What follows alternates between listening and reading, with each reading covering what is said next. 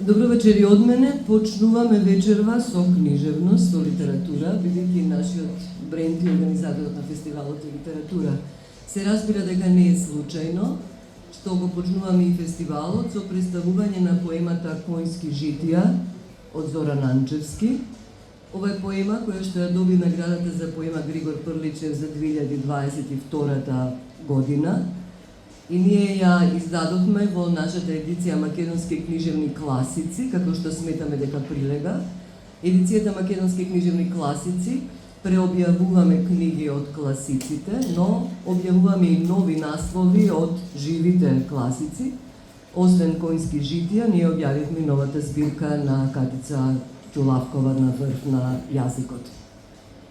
Коњски житија, тоест наградата за поема Коњски житија, не ни промени ништо во издавачките програми, туку само ни ги збогати. Оно што сакам да кажам апропо нашата едиција Македонски книжевни класици, во интерес на поезијата, во интерес на поемата, ние, нашиот формат на Македонски книжевни класици, го свртевме, со што сакаме да кажеме дека формата секогаш треба да и служи и на содржината, бидејќи стиховите од поемата на Зоран Анчевски, доколку беа во нормален формат, ќе беа лошо прекршени, а прекршувањето во поезијата и воопшто е многу важна работа. Ова е трета награда на Зоран Анчевски во една серија. Предходните две негови книги беа добитници на наградата Браќа Миладиновци, Небесна пантомима ја доби наградата Браќа Миладиновци 2018 година на Струшките вечери на поезијата. Наредната негова книга, Збунети компаси, ја доби повторно наградата Браќа Миладиновци за 2022 година на Струшките вечери на поезијата, а веднаш потоа и наградата Григор Прличев за Коњски житија. Зошто е ова значајно? Меѓу другото, сакам да кажам дека сум многу почестена што на некој начин учествував во овој успех, во ова големо фундирање на Зоран Анчевски со неговите последни 3 книги најнови, кои што всушност се добитници на најголемите награди за поезија.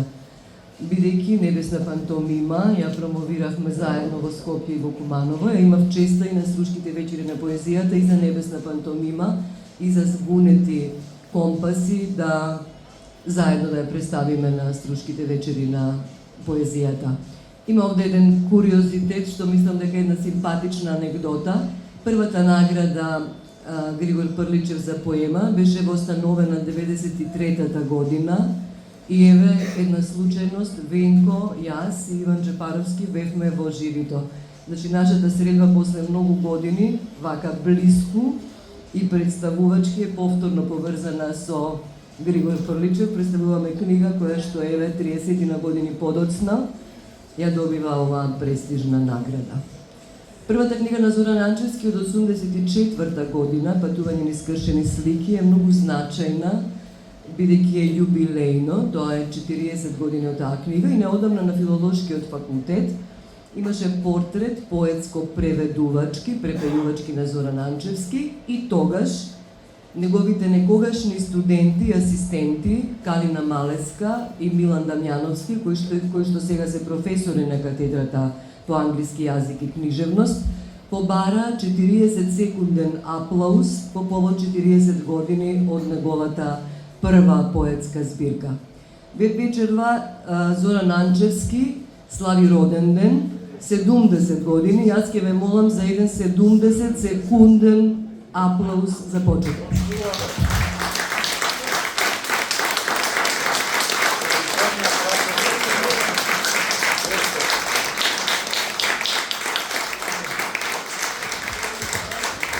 Среќен роден ден.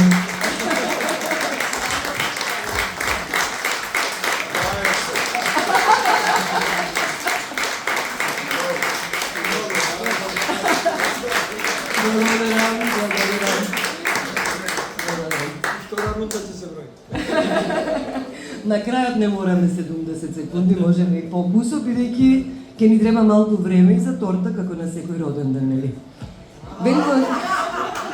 Венко Андоновски е автор на поговорот во изданието Коњски житија во нашата едиција и вечерва го поканувам да ја представи повторно, да ни позборува. Венко, добре дојде, ти прв пат всушност влегуваш на ваков начин во нашата издавачка куќа. Благодарам.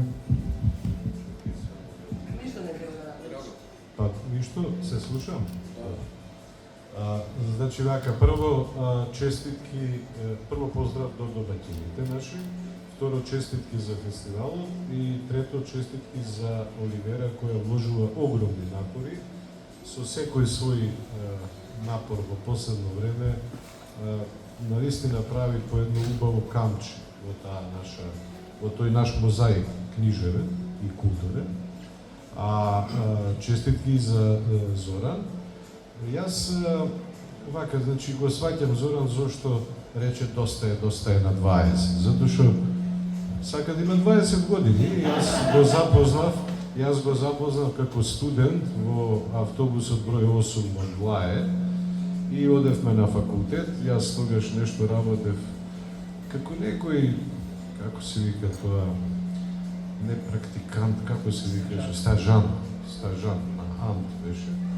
И знам дека Зоран влегуваше во автобусот и јас во него гледав навистина еден веќе оформен интелектуалец, работеше на факултетот, знае за неговата прва збирка поезија и уште од тогаш му се воодушевував.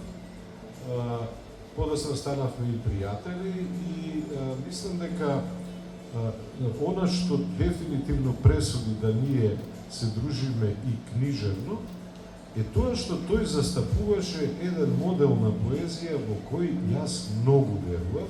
Јас почнав како поет, подоцна сватив дека не ме бидува за тоа едноставно. Како човек кој има две леви нозе, а сака да игра десно криво во фудбалски тим, се откажа во тоа, меѓутоа тој ми остана некако, како да кажам, како да ги правеше оние работи што јас сум сакал да ги правам во поезијата. И тој некој многу чуден однос меѓу нас двајцата да, ете, тој продолжи да се развива и јас се сеќавам дека кога јас ја направив мојата прва книга поезија, ја дадов на читање кај известни авторитети, ми рекоа дека премногу мудрувам и премногу е тоа интелектуално. А тој пишуваше таква поезија и одлично беше прифатен. Сега, одлично беше прифатен од читателите и од пријателите. Јас, бидејќи не сакам да го раскажувам мојот поговор, кратко само ќе го прераскажам на крајот, сакам повеќе да ви кажам дека Зоран Анчевски е типичен пример за писател кој е пред времето на книжевната критика. Ние едноставно тогаш имавме книжевна критика кога тој почна сериозно да се занимава со поезија, кога веќе нанижа неколку книги, мислам дека вкупно имаш 8 или 9, но сега не сум сигурен, 9, кога веќе се виде од кој формат, за каков формат ставува збор како поет, тогаш интересно некако наградите го одминуваа. Значи, јас бев еден од ретките критичари кои пишуваше речиси за секоја негова книга во суперлативи. И дури од некои наши постари колеги бев влечен за уши поради тоа, зошто на сила правам поет од некој интелектуалец, затоа што тогаш во книжевната критика доминираше сваќањето дека постои само поета напус, роден поет. И тој роден поет доаѓа инспирацијата, тој не мора да чита, не мора да се образува, едноставно пишува, тука му е музата, таа е негов покровител и тоа е тоа. Зоран Анчевски уште од првите своји книги покажа една друга ориентација, но она што ме пеписа е дека не отиде во крајноста да стане поета доктус. И јас во поговорот напишав кај него, поета натус и поета доктус се наоѓаат во некој однос на пишување и издишување. Кај што прекинува едниот, почнува другиот и кај што прекинува другиот, почнува првиот. Сакам да кажам, таа наша литературна критика судеше под тогаш доминантниот вкус во книжевноста и затоа не го препознаа, односно го препознаа, но многу не го дава значај. Тоа е, знаете како јас, например, сега не сакам блуз, сакам джез, ама тоа не го негира фактот дека постои добар блуз и лош блуз. Или не сакам лазањи, не ги поднесувам, ама сепак има добро сготвени и лошо сготвени лазањи. На таа едноставна финта, нашата книжевна критика некако не го најде клучот за Зоран Амчевски, но јас бев убеден, бидејќи пишувам за секоја негова книга, дека еден ден ќе дојде до негово целосно препознавање. Ништо не може да се случи побрзо, одошто е потребно некое време да созреат условите. Дојдоа помлади критичари, дојдоа помлади луѓе, се отвори уште повеќе, како да кажам, видикот кон светската книжевност, кон најмодерните трендови, и еве го Зоран сега не може да крене глава од награда. 2018-2022, значи, сето она што, а имаше и уште еден пех, линија на отпорот, стратегија на поразот, превод на мртвите, некои од тие или две од тие беа во времето кога ти беше на Струшките вечери на поезијата главен и беше многу непријатно тој да конкурира со своја книга, и тука имаше пех. Меѓутоа сакам да кажам, кога станува збор за писателот формат, не вреди и премолчување, и откажување, и едноставно ќе се дојдат работите на своја место. И еве дојдоа со Конјски житија, конечно, јас имам прилика да кажам дека не попусто сум ги пишувал тие критики за него. Конјски житија е прво второ издание, тоа е куриозитет. Внимавајте, кога некој ќе каже поезија не се чита, не е точно тоа. Да направите второ издание од поетска книга и тоа од поема. Знаете, нешто што, не знам, не е баш популарно. Луѓето не се тепаат наутро да дојдат овде да направат ред и да кажат имате ли нови поеми. Второ издание да направите, тоа веќе покажува дека навистина има завидни уметнички резултати во оваа книга. И јас во тој мој поговор, во кој навистина уживав, на 12 страници се обидов најусел да кажам во што се состои таа убавина на таа книга и зошто има висока вредност. Најпрвен сакам да ви кажам дека поемата е можеби најлизгавиот терен денеска, ако ги гледаме книжевните видови, затоа што таа е жанр во постојано менување, настанување и на тој конкурс Григор Првичев, ако ги погледнете добитниците и наградените поеми, ќе видите дека има драстична разлика меѓу нив. А сепак ние говориме за тие дела како за поеми. Она што е поема за Ренџов, да речеме, не е поема за Евтим Клетников, тој на друг начин ја пишува, а пак Зоран Амчевски на сосема трет начин ја пишува. Мене оваа поема на Зоран Амчевски ми е некако свртена кон еден, како би рекол, Енценсбергеровски тип на поимање на поемата. Знаете за Титаник на Енценсбергер. А од нашите поети, кога би барал некој пандан, мислам дека се вклопува во една збогатена ѓузеловска линија на поезијата. Со тоа што Зоран си има и своји специфики, а тие специфики се една инаетлива детска природа во перцепирањето на нешто. Тоа од секогаш сум го чувствувал во неговата поезија, секогаш сакал да тера инает на клишеат. Така направил и овде.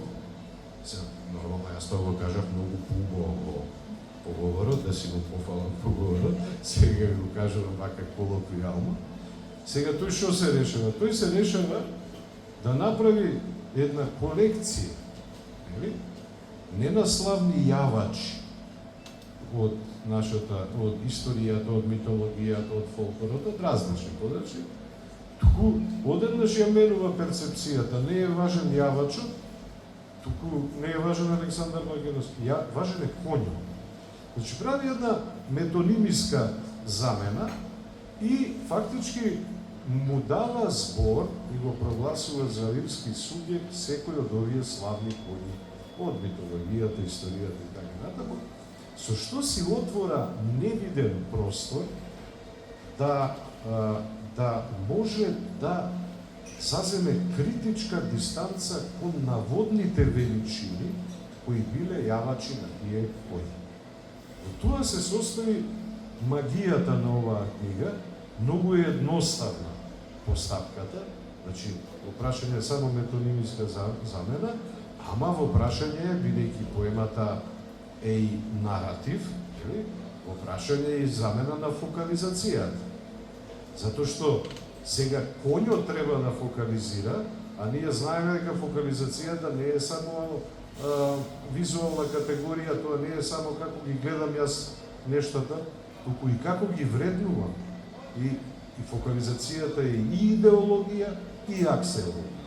И затоа неговите коњи можат да кажат и такви констатации за своите јавачи, кои нас не подсетуваат на вредности судови за кризата на хуманитетот, за лакомоста, за губење на човечноста, за расчовечувањето и така натаму и така натаму. Значи, со таа проста замена тој си отвара одеднаш простор да може во коњот, во екус, да го положи, да ја положи хуманата суштина и да го критикува човештвото. И тоа е извонредно успешно направено. Тоа е првото што ме воодушеви при првото читање. Второто што ме воодушеви е тоа што тој си остана доследен на својот, како би рекол, лирски импулс. Оти поемата мора да има нарација, нели? Меѓутоа, тој си остана доследен на својот лирски импулс. Јас, например, многу ја сакам онаа негова песна за таткото и ако имаш прилика не можеш да ја прочиташ, иако таа не припаѓа овде, кога ја добив оваа книга, мене ми се чинеше дека отстапи од таа своја лиричност, меѓутоа, кога ги проверив внатрешните гласовни повторувања на стихот, излезе дека тоа е истиот поет што ги пише оние кратки миниатури лирски. Правилни гласовни повторувања, како и во неговата најчиста лирика. И трето, она што Оливера кажа, моравме да ја превртиме книгата за да стиховите, долги стихови се во прашање, за да стиховите се отпечатат. Јас во тоа гледам еден идеален пример на поезија, на 100% поезија, затоа што во 100% поезија семиотичката форма мора да ја симулира содржината. И ако содржината е галоп на коњ, тогаш стихот мора да е добар. И стиховите негови навистина се или галоп, така, или кас. И такви песни имаш. И стихот фактички го кажува истото што го кажуваат зборовите. Значи, една таква идеална симулација говори за еден комплетен поет и еден врвен поет. И јас тука ќе престанам со пофалби, затоа што мојот поговор завршува со констатацијата дека ова за мене е едно дело од онаа плејада дела, најважно во македонската книжевност, за кој ден денес не фаќа страв кога ќе помислиме дека можело да не се случи. И мислам дека таму го спомнав неколку. Од Анте Поповски, Света Песна, Пире, Дениција, не споменувам и ја бројувам оваа книга во таа плејада врвни дела, без кои е едноставно фаќа страв, можело да остане некомплетна таа графа во поемата на 21. век. Значи, тоа е тоа што имав да го кажам, за да не ја претворам промоцијата во она што јас најмногу го мразам, а тоа се промоции во кои промоторот е поважен од поетот. Тука ќе прекинам, ќе му честитам, и сега дајте ми уште тие 50 секунди што му ги дойде. Да ти се мрзат.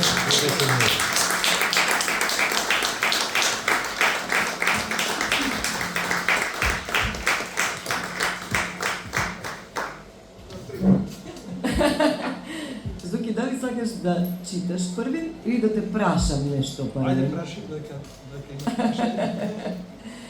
Да можеш да бираш да се врати времето, дали сакаш трите големи награди кои што ги доби за вкусо време една по друго, да ги добиеше на по 10 години, дали нешто ќе променеше тоа и како ќе избереше?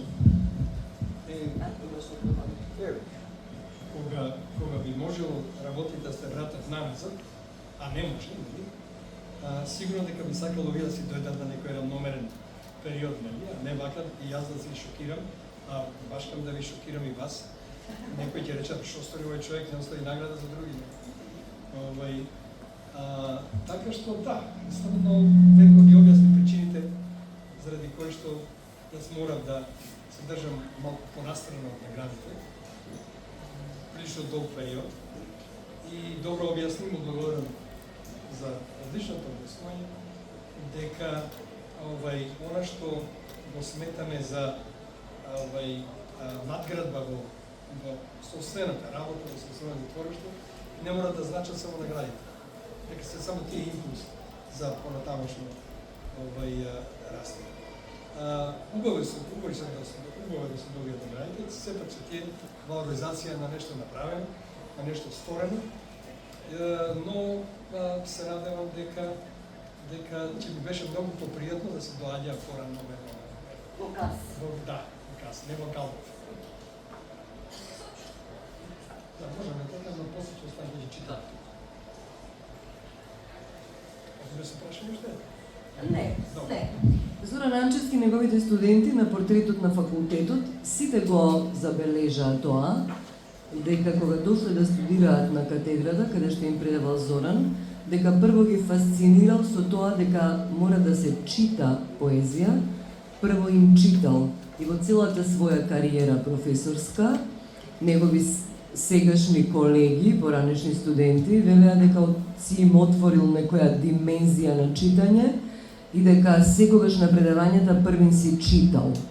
Какво е тоа читање? Јас не сум слушнала на факултетот, но да видиме какво е тоа читање. Што значи тоа првин песната да се прочита? Па, читањето е посебно доживување на било кој текст. Секогаш сум сметал дека кога се читам јас особено поезија во себе си, сум испуштал едно големо задоволство кое што човек може да се го приушти кога чита наглас. Уште рано кога почнав да преведувам, ми стана навика да ги декламирам или да ги читам песните и за да ми го фатил ритмот во стиховите на големи поети како Јејц, како Елиот или како Амихај, кога сум ги работил, ја едноставно сум шетал низ соба, читајќи ги стиховите според некој ритам натрешен и ритам на одов, или ритам што го бара самата песна. И како наставник, мисля дека првиот допир со песната кај читателот е слушање на таа песна. Го испробав со студентите, уште од првите мои часови по книжевност, англиска книжевност, и видов дека тоа функционира. Дека без оглед колку ќе разберат на англиски таа песна, од првото читање, сепак можат да разберат неколку работи. Звучност, мелодијата во песната, ритмот во песната. Можат дури да доловат слики кои што не се поврзани директно со значењето на песната, туку музички слики кои што подоцна при прочитувањето на песната понатаму можат да ги разберат многу полесно во текстот. И од тогаш реков дека за студентите да ги привлечам кон поезијата, дека морам, значи се сметам за добар читач, морам јас да ја прочитам пред нив, а потоа што и да е да барам од нив, нели, потоа. И така, ете, станав и добар читач на поезија, после 40 години читање англиска поезија на моите студенти. За тебе не може, иако фокусот вечерва е твоето поетско творештво, меѓутоа не можеме дури ни во овој, во ниеден контекст да одбегнеме твојата препејувачка работа. Знаеме сите колкав придонес имаш во преведувачката книжевност на македонски јазик. Мислам дека 18 само за струшки вечери, златни венци имаш направено и така. Секој што ме интересирало, дали поетите, колку им пречи препевот или им придонесува. Има поети, има автори, предпоставувам, кои што одбегнуваат превод, има кои што сметаат дека им го затапува перото, но и такви кои што сметаат дека им го остри перото. Во твојот случај не видам ништо тапо, се е остро, но како и да е, каква е врската твоја лична длабока меѓу препевите на толкаво количество високо квалитетна поезија од англиското јазично подрачје и каква е врската творечка поетска, острење на перото без друго или малку и трошење? Преводот е многу интересна дисциплина и веќе има еден турски збор превод за да го објаснам тоа. Тоа е еден вид алашвериш или нати го дај ми. Кога преведува човек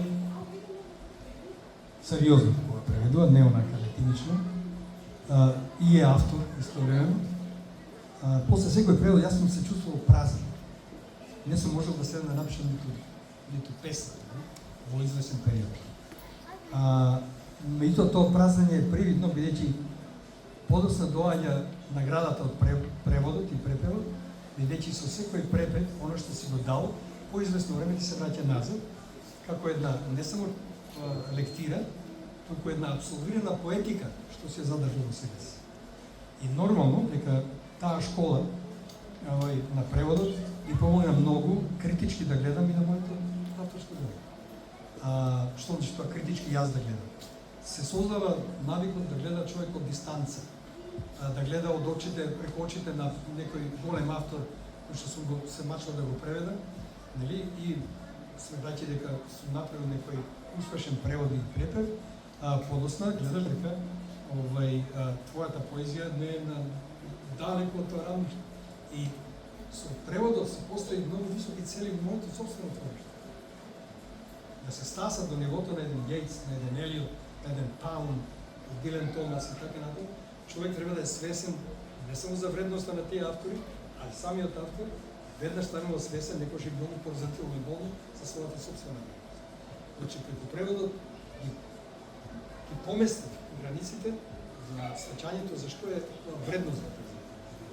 Истовремено и го облагороди и го тестираше и го докажа нашиот јазик дека апсолутно е подготвен и потентен за таков тип на светска врвна креација. Контекстот, да. Главната мисија на преводот е фактички проверка на јазикот, оно што викаат target language или целен јазик. Мислам дека во англискиот јазик, кога прв пат се случи превод на Библијата, а јазикот во тоа време беше англискиот тотално неразвиен или се уште француско, не знам како, нели, француско-саксонски, нели. Штом се преведе Библијата, веќе се оствари она победа на јазикот што му дозволува да се занимава со литература.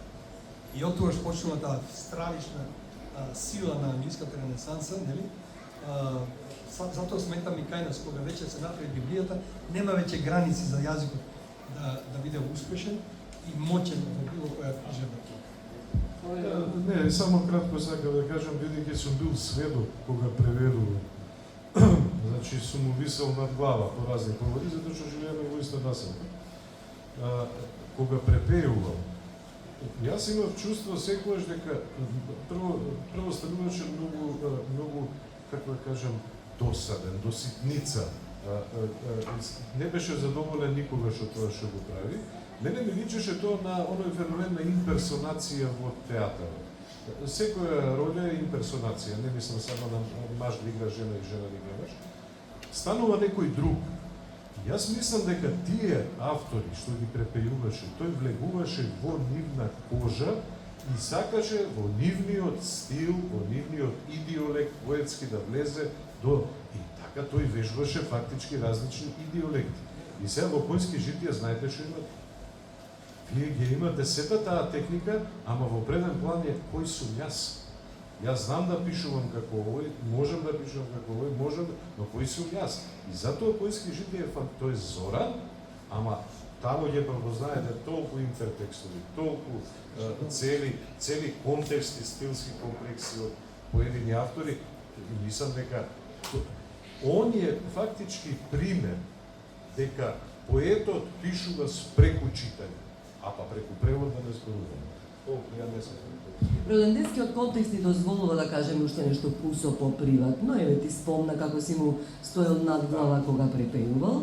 Јас исто сум имала можност да учествувам во преводот на Тони Морисон, кога доби Нобелова награда за литература, и Љубена ја преведуваа заедно со Драги Михајловски и Зоран Анчевски. Детска радост го објави тоа многу брзо по додолувањето на наградата и се сеќавам дека тоа беше едно темпо на превод, попладне преведуваат, утредента доаѓаат во Детска радост и се случуваше Зоран и Драги без друго, меѓутоа Зоран не ми е вечерва гостинот. Зоран да дојде и да каже збор подобар од тој што бил пред 3 дена. Значи тоа, да, тоа е цепидлачење, не нервираше сите, оти требале да го најдеме кај беше, па да го смениме. Значи садеше зборови во почва во која што веќе имаше пркнато друг збор. Намерно зборувам за почва, бидејќи луѓето што го познаваат Зоран Анчевски знаат дека одгледува билки, дека има бавча и дека е бавчеванџија, така беше. Бавчеванџија кој што ако боцне растение во земја, за да успее треба многу услови. За да се боцне збор во јазикот и потоа да се смени, иако предходниот веќе пркнал, тоа е веќе мајсторија. Ајде да го чуеме тоа читање. Тоа Посетина, читање. драги, и двајцата беме цепидлаки големи. При често и сами да се расправаме. Имаше и капли, имаше и капли. Сега ја би го ставил тука да може. Сакаш јас да ти држам за Нека може да. Вака. Слободно ти чуј. Јас. Така, вака Венко многу експлицитно објасни ова моја поема. Инаку поемата не беше планирана да биде поема. Само накусно да кажам, се родија неколку песни во кои што претпоставува дека ќе се од кои ќе се изроди некој циклус во една книга, но како повеќе напредуваше тој циклус, свати дека немаат место во таа книга, дека треба да почекаат за некоја друга книга. Продолжив со истражувањето на сите овие коњи, од легенди, од народни приказни, од фолклор, од историја, од сите краишта на светот. Па дури и од стрип. И од стрип, дури, да, и од стрип има еден, Коњот на Талиш и Том. Завршувам со таа. И сватив дека ова не може да оди во книга поезија, туку мора да биде некој вид на поема. Особено ме заинтересира токму тој фокус, како да најдам нешто што ќе биде адекватно за коњот да биде представен. Пробав со јавачите, не оди. Пробав јас да говорам за коњите, не ми беше пријатно. И најнаш ми текна на еден голем англиски поет, Браунинг, кој што има една песна, една книга поезија се вика Персоне на латински, каде што фактички разни криминалци, убијци и така натаму говорат за своите дела сами. И сватив дека тоа е една таква ингениозна ситуација, дека најмногу би ми одговарало за оваа поема самите коњи да говорат за своето време, за своите јавачи, собственици, газви, нели? И истовремено да најдам начин како нивните искази да бидат релевантни за наша денешна ситуација. Тоа што спомна Венко, тука има една низа теми кои што тој ги кажа, од критика на општеството, на разни аномалии во општеството, до екологија. И така. Па еве сега да не должам јас да објаснувам многу, ќе прочитам, хронолошки се наредени, значи, од најстариот коњ што може да го најдам, за кој што можам да говорам, како поет, коњот на Сидарта, потоа Буда, или подоцна, коњот кој што се вика Кантака. Ќе ја прочитам како прво таа песна, неговото кажување. Тој дел од има концерт. Снеговите, глечерите и стерните на Химавант ми се колевка и дом на моето тело. Градиме ми се тамам за храм и засол на мојот атман, што сака да лета ко ветар, во галот да ги мине по линијата на страдањето болно и на смртта, да се вознесе високо и нежно во краен поход до рамниците на блаженството кај Господарот мој. Се родиме заедно, не баре близнаци. Тој човек, јас конј. Обајцата од благородна сорта. Тој принц, јас чудо. Овоплотени цврстини, стамина и трпение. Во младоста беме исти, азгани. Тој јас дисано момче, јас смерно го следев, го чував, се чував, оти така Чана, учителот мој, слуга негов покорен, ме научи бистро. Оттаму трпението. Но љубовта, таа не се учи. Или ја имаш, или ја немаш. Ако ја имаш, ја градиш, ја храниш, а таа те ништи. Бев влюбен во него, а тој во себе. Наплеќи го крепев кога стана највеш со стрела и меч, и кога се што беше принц или благородник царски не го фрли на земи и не го натера да моли за милост. Ни минеа така дните без време, се дори Сидарта, Господарот мој, не цапна со мене или без мене врз секоја педа од рајските градини на Капилвасто, и младешката му крв не посака да шурне надвор од зидините четворни и двојните порти споени цврсто со железни чили, баглами и нитни, спирка пред незнајното. И така тајно, Чана ме впрегна во чеза скромна, да не би некому фатило око, го скри принцот млад под јоргани меки и потем скришум јас, тој и оној, скриен, излеговме надвор во свет без градини и цветни венци, кај што не пеат рајски птици, а ми пиштат човечки грла, кај што телото не го краси скапоцен камен, а ми се оприши и рана. А тие се шират ли се шират, со плач и гној јанзата ја поја. 4 пати така. Првиот пат сретиме старост за прв пат. Оти таа набркана беше од царските двери. Та ни тој, ни јас не знаевме лика. Ах, каква ли грда непресредна слика. Зарем и човек и лишка се претвораат во збрчкана вреќа, во која кости се штракат и не среќа, ами лелеци се множат. Зарем таква ли судба ќе не гложи? Кој со тоа да се сложи? Вториот пат сретивме болештина, гроза. На староста додадена мака и свативме за прв пат дека не само младоста, ами и животот е со куса века. Без оглед колку човек да пека по атлетска става и трајно здравие, страдањето самото иде и никого не штеди.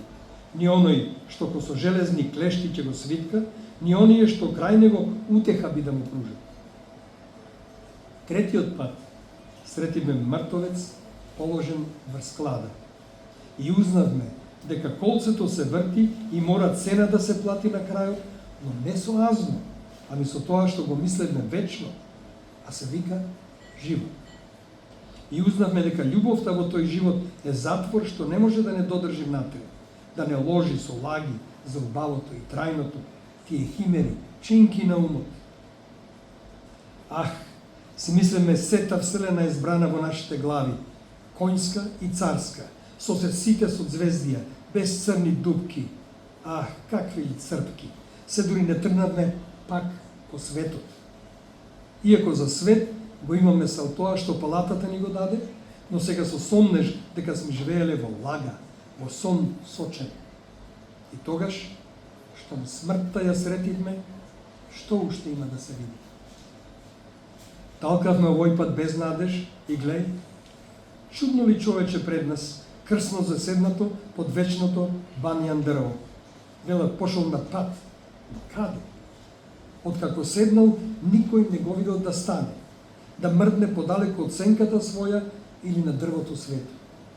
Најчесто така, ни жив, ни мртов, во разговор без збор со некој не тука, а тука, некој друго јас ли било негово, нешто што не го држат стражи. Се вративме во палатите наши, со шубе и горчлива сладост. Шербетот пелин ми се стори. Најблиските ни станаа туѓи, го презревме нивниот затвор од лаги, умот ни беше скитнал под она банјан дрво, кај оној саду, аскетот што се тргнал од страдањата на светот, негов и со медитација складна, низ молитва и мантра, во умот, кој во мешунка сува, узрел семе на вечниот дух. Едно утро рано пред зори, ме однесе Чана кај Господарот наш. Тој веќе се спрема. Сјајната облека и обружба на себе ја клал, чиништо за бој се готви, замегнан со некој што е од царски сој, не облеа радост, но во себе знаев. Ова е нашиот последен поход. Кришум се искрадувме од затворот рајски, лажовниот свет, тој врз мене, а Чана за опашката фатен, со лес ја спокнав анома матна, клавајќи уште една тула во кулата на гордоста од Господарот мој. Но не. Кулата срушена е. Гордоста урната. Урна со пепел сторена. Се слече со подолната слека и наредба на Чана му даде сето азно и оружје со себе да го земе и со мене назад преку анома да се врати. И мојата гордост се сруши. Прв пат сол засетив да ми капне од око. Зошто? Како? Зар јас не го узнав тоа што и тој го узна? Зар Јанза не подзеде обајцата од светот наш? Зар ќе талка сам по незнајното? Се свртив кон матната анома. Чана го пренесов и се вратив назад во матицата надојдена од моите солзи. Поглед му пратив уште еден, со светлина видов над неговата глава и знаев. Ни јас му требав, ни Чана верен, оти ние товар тежок ќе му бевме. Дребна жртва, што тој со чисто срце му ја принесе на светот наш, од кој се отпише свесно. Го гледав тој сјај, тој подалеку и јас подлабоко. Се дори не пуштив пломбурец смртен. Но љубовта моја кон него, а несомнено и неговата кон мене, стори јас пак да се вратам. Неко сјаен конј, што не знае за запир, ами ко браман скромен, што патот правлив пред себе го мете, за мравка да не сгази, да пази на секој двиг, реч добра да изрази, и така му придев. Проповеда тој и говори со насмевка блага. Народот го збира со бубаќерен збор. За плачот илјач, за душата слач. Снеговите, глечерите и стерните на Химавант ми се колевка и дом на моето тело. Градиве ми се тамам за храм и заслон на мојот атман што леташе по ветар. Со галоп на монсун ги мина по лињата на страдањето болно и на смртта и се вози се високо и нежно во крајен поход до рамниците на блаженството. Кај Господарот мој, Буда.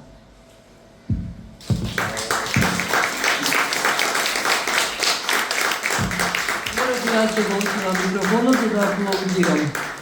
Да се врати времето назад, но не толку назад како со твоите награди, туку од почетокот на промоцијата. Може би ќе те замолев првим да читаш, за да ја чуеме музиката на нашиот прекрасен јазик, но и сега подобар вовед за тоа што следи во музичкиот дел. Јас мислам дека не постои од оваа авторска музика, твоја поетска и музика на нашиот јазик. Веко, дали имаш уште некоја фалба за Зоран? Или кудење? Да прочита уште една? Да сменам рака јас. Да сменам рака на држење. Ајде со твојот микрофон. Не. Венко, ти или јас, кој ќе му држиме? Да чита спокојно. Па еве, имаме ние коњи за трка. Па не знам која да е. Оти имам и за Шарецот и за Букефол. Ајде Букефол. Ајде. Букефол.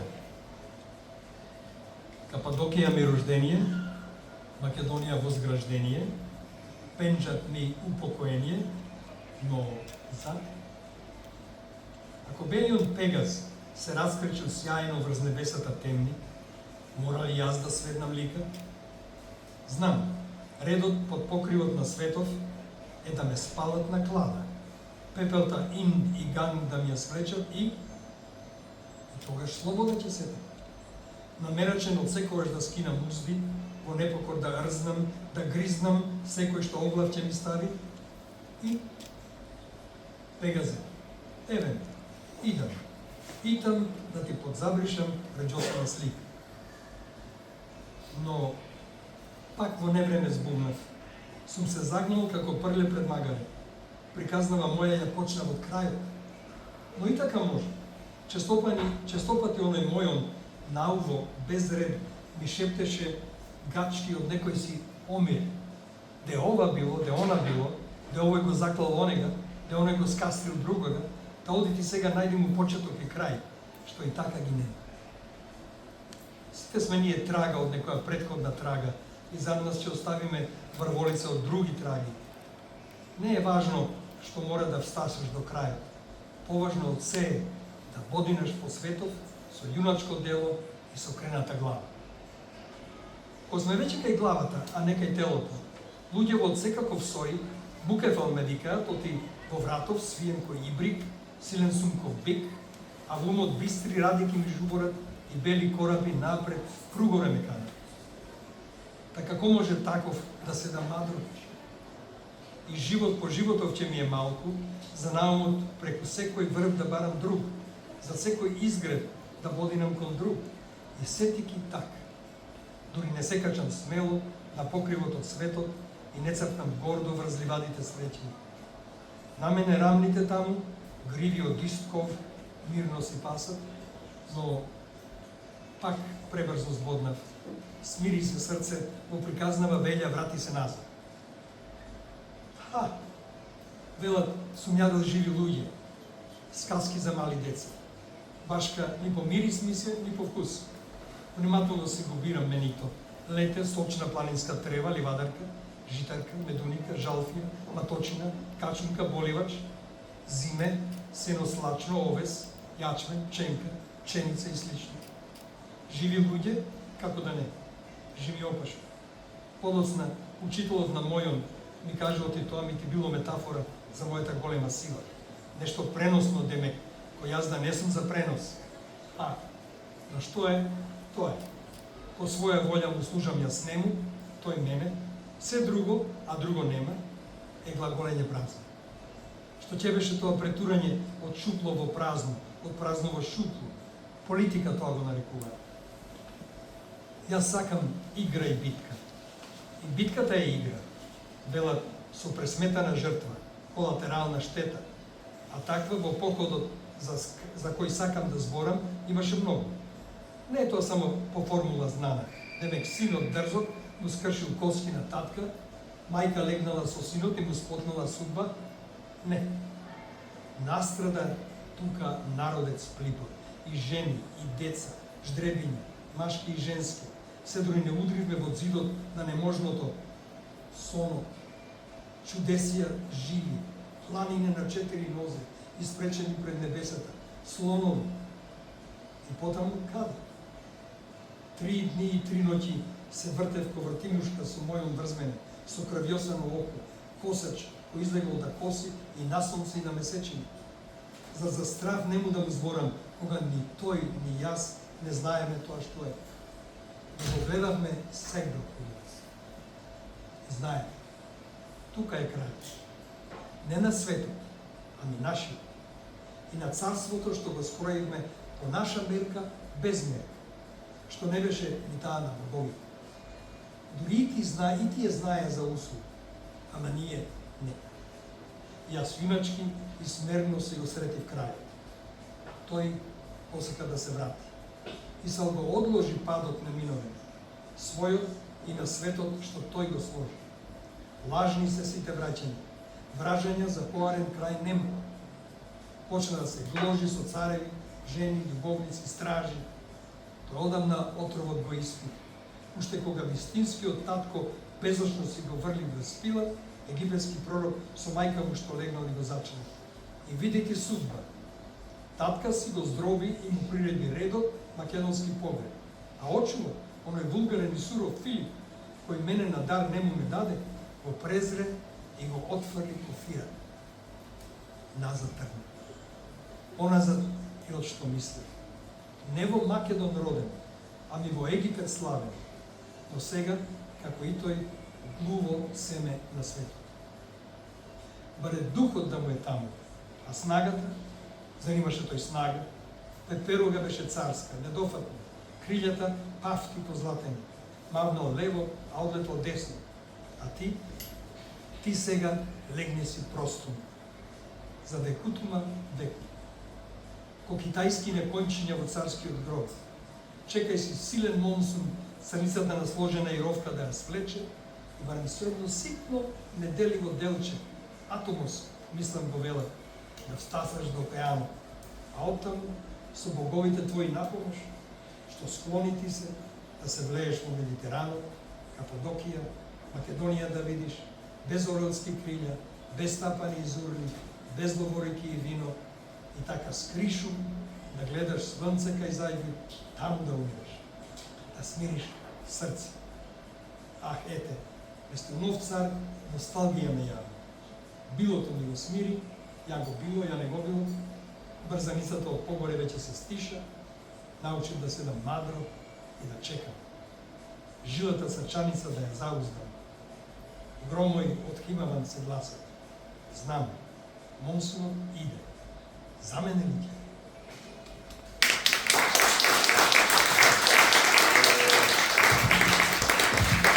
Зоран, благодарам, нека му е честит роденденот на Зоран, нека ни е успешен и фестивалот.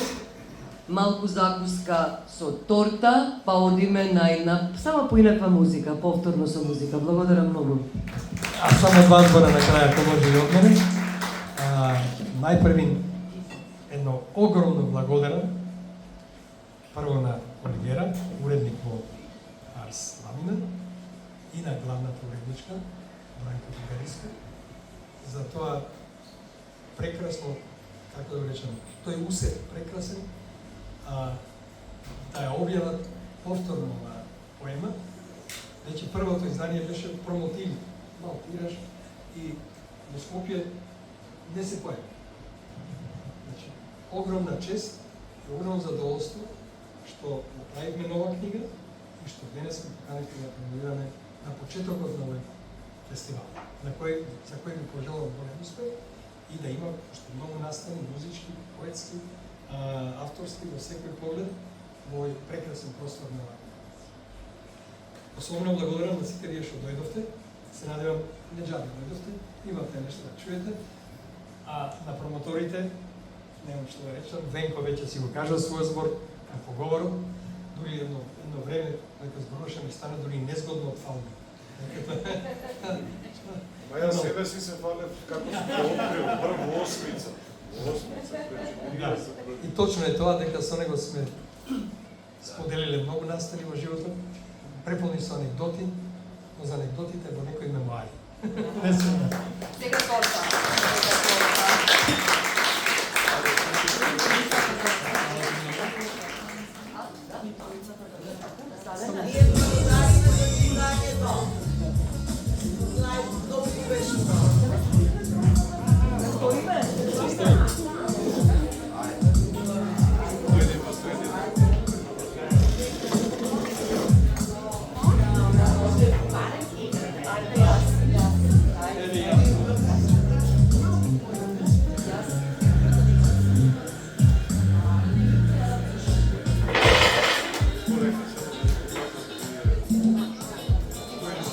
Благодарам.